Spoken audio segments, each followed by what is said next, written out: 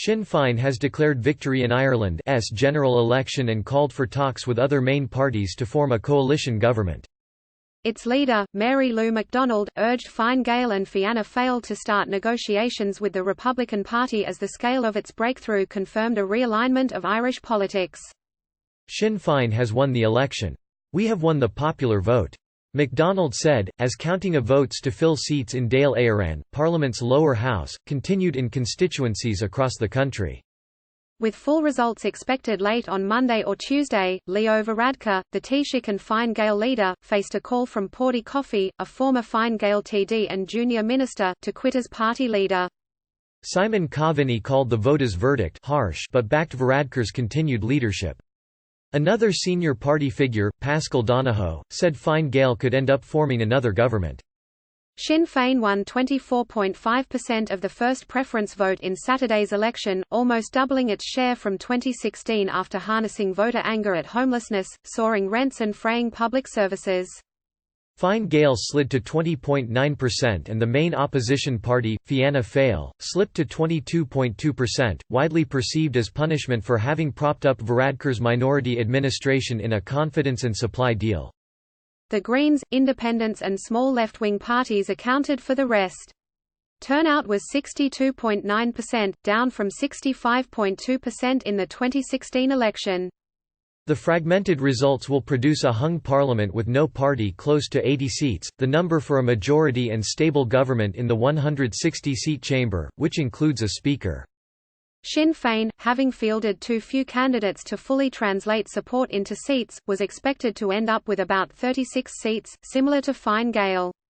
Fianna Fáil was expected to win 40, making its leader, Michael Martin, the favourite to emerge as Taoiseach after negotiations that could last weeks or even months.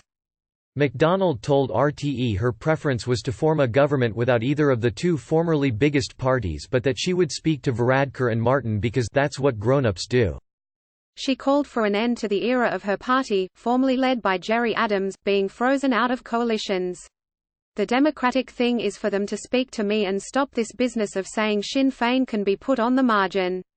So many people now have chosen us to represent them." MacDonald later told BBC Newsnight that she should be Taoiseach as she had won the election. She said if she did become the Prime Minister she would start preparing for a border poll to test support for a united Ireland and would ask Boris Johnson to do the same. Varadkar has ruled out a Fine Gael pact with Sinn Féin, citing its left-wing policies and past IRA links, and floated a centrist alliance with Fianna Fáil. The former Fine Gael deputy leader James Riley said the party needed to reflect and decide on whether Varadkar should remain leader if it does not form the next government. He told RTE there were a number of mistakes in a campaign fraught with own goals, including the controversy over a proposed and then cancelled Royal Irish Constabulary commemoration. During the campaign, Martin said Fianna Fáil would not enter government with Fine Gael or Sinn Féin, but since Sunday has sounded more flexible, suggesting either scenario could happen.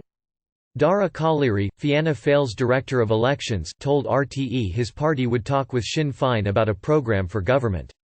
"We will see what programme they put together. We certainly will engage with them, we are not going to refuse to talk to them." Brendan Howlin, the leader of the Labour Party, which appeared on course for about half a dozen seats, said any viable government would need two of the big three parties.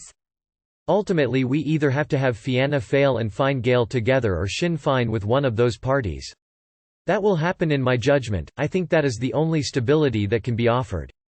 Another election would hurt Ireland," he said.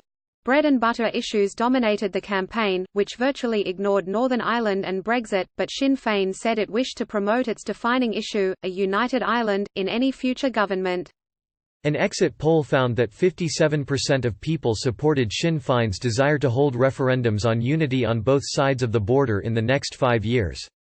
At a victory celebration in a Dublin Count Centre, Desi Ellis, a re-elected Sinn Féin TD and former IRA member, joined supporters in singing the rebel song Come Out Ye Black and Tans. An election count officer in Galway asked jubilant Sinn Féin supporters to lower a tricolour, saying it was neither the time nor place for symbols. Unionist leaders in Northern Ireland have so far largely refrained from commenting on Sinn Féin's breakthrough. One exception is Steve Aiken, the Ulster Unionist Party leader, who called Sinn Féin a hard left party with a less than transparent relationship with its violent past. Ireland faced uncertainty, he said. Our neighbours are living in interesting, if worrying, times.